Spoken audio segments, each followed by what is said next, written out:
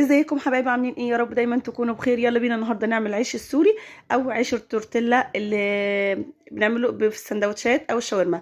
نحط كوبايه دقيق، عليها حبه ملح، عليها نص كوبايه ميه، ونقلب كويس، وبعدين نعجنها بايدنا ونلمها كويس ونكورها كور صغيره. لازم تكون متساويه. لو عندك ميزان ممكن توزنيها كل 50 جرام 50 جرام.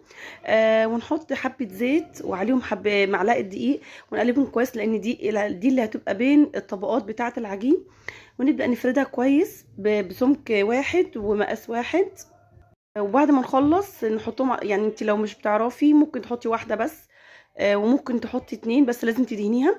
انا ساعات بحط تلاتة فوق بعض. لو انت مش هتعرفي لا خليكي في واحده او في اتنين بالظبط، خليهم على قد ما تقدري مقاس واحد. وتسيبيهم يرتاحوا شويه، وتبداي تفردي تاني. اول ما يوصلوا 3 ابداي تفردي بس بالراحه برضو.